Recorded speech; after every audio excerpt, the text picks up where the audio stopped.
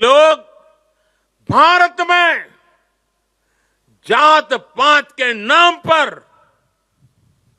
विभाजन करने में जुटे हैं कि एक है तो सेफ है, भारत विकसित हो, क्योंकि कमजोर भारत की राजनीति, गरीब भारत की राजनीति ऐसे लोगों को सूट करती है। ये लोग संविधान और लोकतंत्र का नाम लेते हुए भारत के जन जन के बीच में भारत को तोड़ने का काम कर रहे हैं। भारत के भीतर और भारत के बाहर भी ऐसे लोग भारत में अस्थिरता, भारत में अराजकता फैलाने की कोशिश कर रहे हैं। ये लोग भारत की सेनाओं तक को टारगेट करने में लगे हैं। ताकतें, कुछ विकृत विचार, कुछ विकृत मानसिकता है, कुछ ऐसी ताकतें बहुत परेशान है। भारत के भीतर और भारत के बाहर भी ऐसे लोग भारत में अस्थिरता, भारत में अराजकता फैलाने की कोशिश कर रहे हैं। वो भारत के आर्थिक हितों को चोट पहुंचाने में जुटी हैं। वो ताकतें चाहती कि दुनिया भर के निवेशकों में गलत संदेश जाए, भारत की नेगेटिव छवि उभरे। ये लोग भारत की सेनाओं तक को टारगेट करने में लगे हैं। मिस इन्फॉर्मेशन कैंपेन चलाए जा रहे हैं। सेनाओं में अलगाव पैदा करना चाहते हैं। ये लोग भारत में जात पात के नाम पर विभाजन करने में जुटे हैं। इनके हर प्रयास का एक ही मकसद है, भारत का समाज कमजोर हो, भारत की एकता कमजोर हो। ये लोग कभी नहीं चाहते कि भारत विकसित हो, क्योंकि कमजोर भारत की राजनीति, गरीब भारत की राजनीति ऐसे लोगों को सूट करती है। 5-5 दशक तक इसी गंदी घिनौनी राजनीति देश को दुर्बल करते हुए चलाई गई है।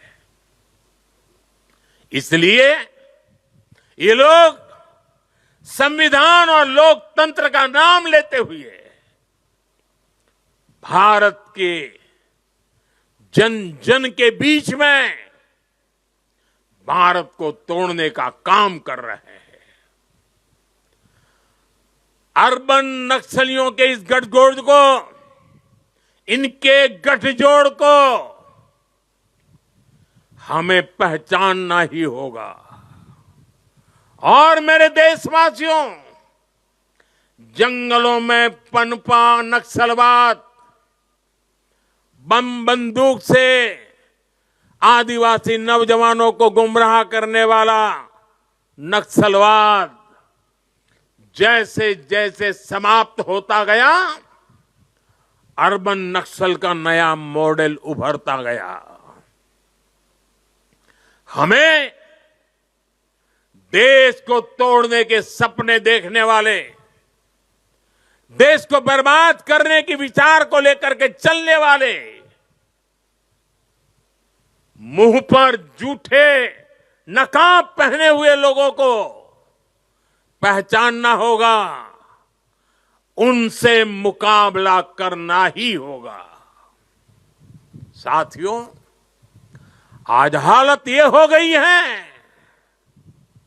कि आजकल एकता की बात करना तक गुनाह बना दिया गया है। एक समय था जब हम बड़े गर्व के साथ स्कूल, कॉलेज में, घर में, बाहर सहज रूप से एकता के गीत गाते थे। जो पुराने लोग हैं उनको पता है हम क्या गीत गाते थे। हिंद देश के निवासी सभी जन एक है, हिंद देश के निवासी सभी जन एक है, रंग रूप वेश भाषा चाहे अनेक है। ये गीत गाए जाते थे। आज की तारीख में कोई ये गीत गाएगा तो उसको अरबन नक्सलों की जमात गालियां देने का मौका पकड़े लेगी। और आज कोई अगर कह दें कि एक है तो सेफ है, तो ये लोग एक है तो सेफ है उसको भी गलत तरीके से परिभाषित करने में लगेंगे।